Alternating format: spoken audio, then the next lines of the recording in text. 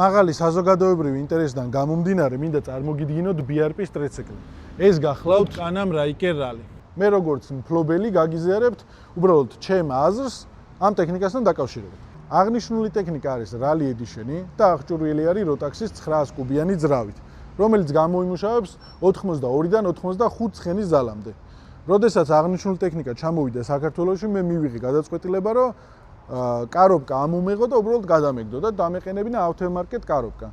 ამერიკაში მოვძებნეთ ავტომარკეტ კარობკა, რომელსაც ძალიან ხშირად აყენებენ აღნიშნულ ტექნიკაზე ის ადამიანები, რომლებიც ძალიან აქტიურად იყენებენ აღნიშნულ ტექნიკას. არ ერიდებიან მის მოცურებას, გადადიან გრუნტზე და შესაბამისად რა დანიშნულებაც აქვს ამ ტექნიკას, იმ დანიშნულებით ხმარობენ. ამიტომ მეც ამ ტექნიკას იმ დანიშნულებით ხმარობ, რა დანიშნულებაც აქვს, არ ვერიდები არაფერს, გადავდივარ გრუნტზე, მოკლედ ვიყენებ ისე, როგორც მე მინდა. მოდით ვისაუბროთ იმასთან დაკავშირებით, თუ რა შემთხვევაში ყიდულობენ აღნიშნულ ტექნიკას. დამეთანხმებით ალბათ, რომ ამ ტექნიკას არ ყიდულობს ის ადამიანი, რომელსაც მხოლოდ ერთი ტექნიკა ყავს. მე ჩემ მაგალითზე გეტყვით, რომ როდესაც მჭირდება 4-4-ზე მავალი ტექნიკა, მყავს შესაბამისი ჯიპი, როდესაც მაგალითად სხვანაირი გადაადგილება მჭირდება საქალაქთაშორისო, კარგი ამინდია და ასე შემდეგ ვიყენებ კაბრიოლეტს, ყავს როდსტერი შესაბამისად და აღნიშნულ ტექნიკას მხოლოდ ვიყენებ გართობის მიზნით. ძალიან მაგარი გასართობი ტექნიკა. როდესაც მაგალითად მოტოთი გადაავადგილდებით, მოტო არ გვაძლევს იმ გართობის კომპონენტს, რასაც გვაძლევს ეს ტექნიკა. მე ესე შემიძლია დაგანახოთ სიტუაცია, რომ ამ ტექნიკას ყიდულობთ მაშინ, როდესაც მოტო რაღაცა თვალსაზრისით გყავთ მობეზრებული. თუ მოტოზე არასდროს არ მჯდარხართ, შესაბამისად დაждებით მოტოზე და რაღაცა დაადებით ემოციებს მოგცემთ. როდესაც მოტოსთან მიმართებაში რაღაცა ემოციებს ამოწურავთ, მე გიჩნდებათ სურვილი, რომ რაღაცა მსგავსი ტექნიკა კიდე შეიძინოთ. ეს კონკრეტული შემთხვევაც არის ჩემი მაგალითი და ამიტომ გადავწყვიტე, რომ შემეძინა ტრიციკლი. ამ ვიდეოში, რა თქმა უნდა, კადრებს გაგიზიარებთ იმასთან დაკავშირებით, თუ როგორ შეგიძლია გაერთო ამ ტექნიკით და ალბათ კომენტარებში მე თქვენს დამეთანხმებით, რომ კი გართობის კომპონენტი არის ძალიან კარგი, მაგრამ ალბათ იმასაც იტყვით, რომ ეს არის ძალიან დიდი ფუფუნების საგანი, რომ ესე ადგე და უბრალოდ ყავდეს ეს ტექნიკა საქართველოს რეალობისთვის ცოტა უცნაურია და ახალი ალბათ. მაგრამ გეტყვით, რომ მე უმეტეს შემთხვევაში ამ ტექნიკით გადავადგილდები უფრო ხშირად, ვიდრე ნებისმიერ ჩემი სხვა ტრანსპორტით. ალბათ იმიტომ, რომ ჯერ არ მომბეზრებია და მომბეზდება თუ არა, ამას შემდეგ ვიდეოებში აუცილებლად ნახავთ. ბევრი ადამიანისგან მომისმენია, რომ მეუბნებიან, რომ აი ამ ტექნიკითაც იდგები საცობში ისევე, როგორც იდგები მაგალითად ავტომობილში და ჯობია ავტომობილით გადაადგილება. მე გეტყვით, რომ ვიყენებ ავტობუსის ზოლს ჩვეულებრივად და არანაირი შეფერხება არ მაქვს ამ მიმართულებით და იმ ადგილებში, სადაც ავტობუსის ზოლი არ არის და მოტორსაც უწევს დგომა, შესაბამისად გავართ ხოლმე ერთად და ვესალმებით ერთმანეთს. მაგრამ იმ შემთხვევაში, როდესაც საშუალება გვაქვს, რომ ავტობუსის ზოლში გადავადგილდეთ, რა თქმა უნდა, გადავადგილდებით ავტობუსის ზოლში და შესაბამისად არ ვდგავართ საცობებში. მე ყოველ შემთხვევაში ჯერ საცობში არ ვდგავარ და თუ მომავალში დამინახავთ საცობში რომ ვდგავარ, შეგიძლიათ აიღოთ ტელეფონი, გადამიღოთ, დადოთ სოციალურ ქსელში და დამთაგოთ და დააწერეთ, რომ აი დგახარ შენთან ერთად საცობში ჯიგარო და არ მოგწონს ეგ ტექნიკა. ეხლა გადავიდეთ ვიზუალურ საკითხებზე. მოდი ცოტა ახლოდან დაგათვალიერებინებთ ამ ყველაფერს.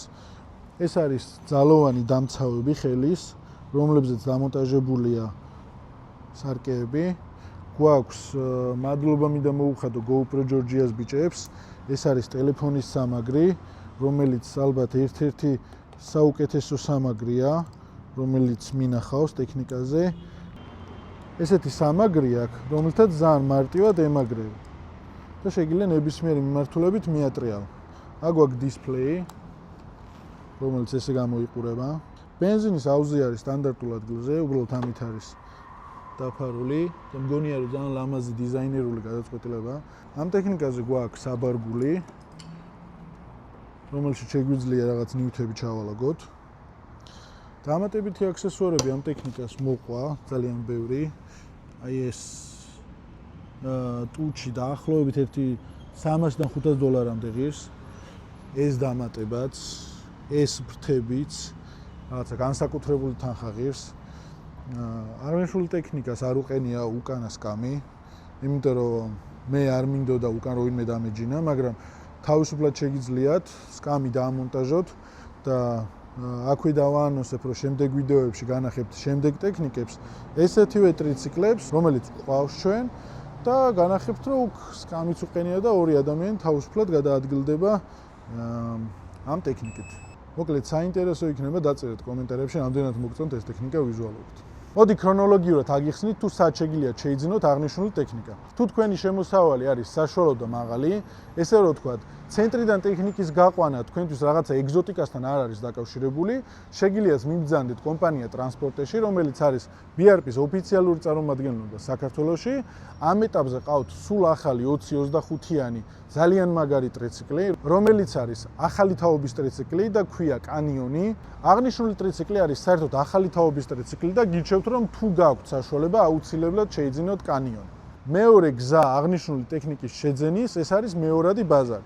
შეგიძლიათ შებრძანდეთ ძალიან ცნობილ ვებსაიტზე, სადაც ნახავთ მეორად ტექნიკას, რომლებიც ადამიანებს ყავთ ჩამოყვანილი და შესაბამისად ყიდიან მას. მესამე და საბოლოო გზა ამ ტექნიკის შესაძენად არის ამერიკის აუქციონები. შეგიძლიათ ამ აუქციონებზე მოძებნოთ ის კონკრეტული ტექნიკა იმ კომპლექტაციით, რომელიც თქვენ გნებავთ, შეაფასოთ აღნიშნული დაზიანება აკმაყოფილებს თუ არა თქვენს მოთხოვნებს, დაუკვეთოთ და ჩამოიყვანოთ. ამ მიმართულებით კი მე გავუწევ რეკომენდაციას ჩემ მეგობრებს, შეგიძლიათ მიმართოთ ამ ადამიანებს და ჩამოგიყვანენ თქვენთვის სასურველ ტექნიკას.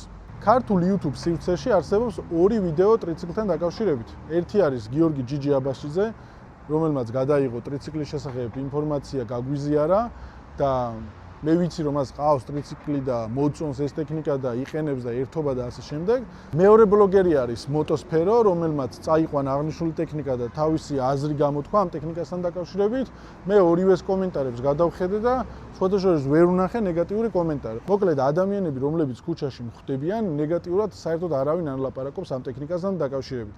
ალბათ მაქსიმუმ ინტერნეტში კომენტარებში თუ ვიღაცა რაღაცას მიწეს, რომ აუ ეს ტექნიკა რა თუნდოდა ძმაო, ამის ფასად რაღაცა მანქანას ჩამოვიყვანდი, ამის ფასად იმ BMW-ს ვიყიდი, ამ BMW-ს ვიყიდი, ეს არის გაჭირვებული ფსიქოლოგია, რომელიც უბრალოდ ამ მომენტისათვის ამ ადამიანებს აქვთ და აი დროის გავლის შემდეგ შესაბამისად როცა იქნებათ საშუალება და იმის შესაძლებლობა რომ 5-6 ტექნიკა ყავდეთ, მერე მიხვდებიან ის ადამიანები და მერე მიხვდებიან თუ რაღაცა მსგავსი კომენტარების დაწერა როგორი უაზრობა იყო და იმ ადამიანების თვალით რო დაგანახოთ, ეხლა ეს ადამიანები ამ კომენტარებს რო წერენ, საერთოდ არ უწყინს, იმიტომ რომ ჩვენ ეს ცხოვრება იდეაში გავლილი გვაქვს, ვიცხოვრეთ უკვე ამ ცხოვრებით და ვიცით რა პრობლემებშიც არიან ეს ადამიანები. ყველას უსურვებ იმას, რომ კონდეს შესაძლებლობა 4, 5 და თუ გინდა 10 ტექნიკა ყავდეს. იმიტომ რომ ჩვენი ქვეყანა და ჩვენი რელიეფი გვაძლევს იმის საშუალებას, რომ ძალიან აქტიურად მოიხმაროთ ნებისმიერი ტიპის ტექნიკა. და ისეთი გამორჩეული ტექნიკა, მაგალითად როგორიც ეს არის ან ნებისმიერი სხვა რეკრეაციული ტექნიკა, გონია რომ რაც უფრო მეტი იქნება საქართველოში, უფრო ძალიან მაგარი იქნება. მოკლედ ეს იყო ზოგადი განხილვა ამ ტექნიკასთან დაკავშირებით, რომელიც ფლობელის თვალიდან ჩანს და მინდოდა თქვენთვის გამეზიარებინა. ალბათ რა თქმა უნდა არასრულია ეს ვიდეო, ძალიან ბევრი რაღაცების თქმაც შეიძლება, მაგრამ ამ ეტაპზე ამ ვიდეოს ჩაწერისას უბრალოდ არ მახსენდება. ამ ტექნიკასთან დაკავშირებით თუ რამე დეტალი გაინტერესებთ, შეგიძლიათ დაგვიწეროთ კომენტარებში და ჩვენ აუცილებლად ძალიან მალე გიპასუხებთ. ინტერნეტ და YouTube community-ისთვის მაქვს ესეთი თხოვნა, რომ თუ შეგიძლიათ აღნიშნული ვიდეო გადააზიაროთ, დაგვიწეროთ კომენტარი, დაალაიქოთ, რომ მომავალში გქონდეს მეტი мотиваცია უკეთესო ვიდეოების გადასახადად. მე მაქვს იმის შესაძლებლობა, რომ განახოთ ძალიან ბევრი ისეთი ტექნიკა, რომელიც ქართული საზოგადოებისთვის და ქართული YouTube სივრცესთვის ჯერ ახალია და მგონია, რომ ძალიან საინტერესო იქნება ყველა ამ ტექნიკის ჩვენება. გემშვიდობებით შემდეგ ვიდეომდე.